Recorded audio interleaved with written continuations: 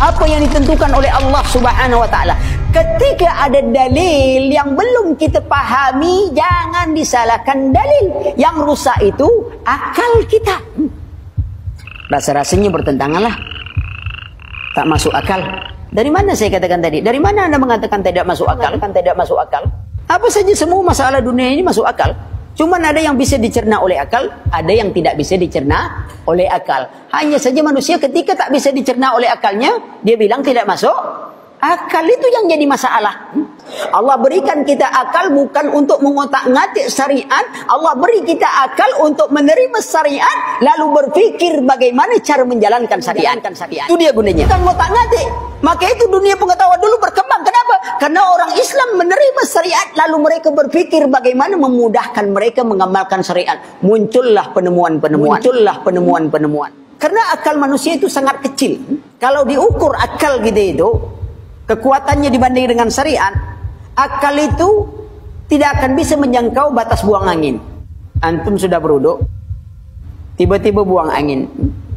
Antum mau sholat, apa yang dicuci? Apa yang dicuci? Anggota wudhu atau tempat buang angin? Menurut akal, apa hubungan muka antum dengan buang angin itu? Tak ada hubungan lagi. Kenapa antum tak cebok saja begitu langsung antum sholat? Lihat. Lalu kita katakan kepada mereka, kalau masalah buang angin saja, akalmu harus tunduk pada syariat.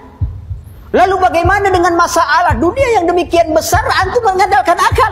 Bukankah Allah sudah sebutkan, wa in tanazatum fi syai'in farudduhu ila Allah. Kalau kalian berbeda pendapat tentang sesuatu, kembali kepada Allah dan Rasulnya. Lalu engkau katakan kembali pada akal.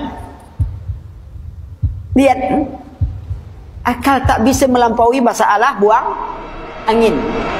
Buang angin saja, akalmu harus tunduk pada syariat. Ada pohon besar, ikhwan. Pohon besar itu disuruh seorang menebang pohon yang sangat besar.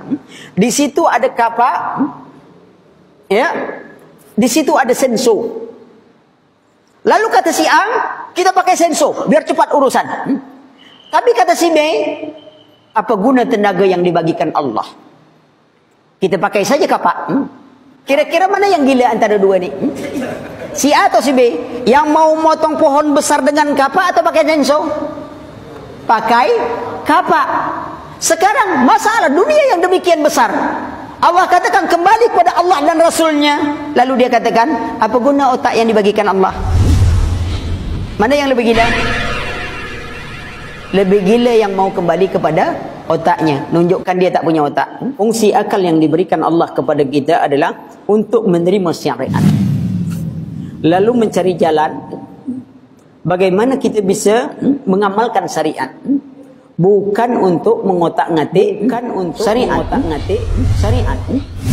Hari ini apa? Akal digunakan orang untuk apa? Untuk mengotak-ngatik syariat. Man qala fil Quran bi ra'yihi aw bima la ya'lam falyatabawa ma'adahu minan nar. Siapa bicara tentang Al-Quran dengan akalnya atau tanpa ilmu, sediakan tempat duduknya dalam api neraka. Sekarang ada di depan kita kitabullah dan sunnah Nabi sallallahu alaihi wasallam. Maka dahulukan ini. Kalau dia tidak sanggup kita cerna, maka menunjukkan ketinggian kitabullah dan sunnah Nabi sallallahu alaihi wasallam. Tak bisa pikirkan gimana bentuk ini, lalu tak bisa. Tunduk kepada syariat.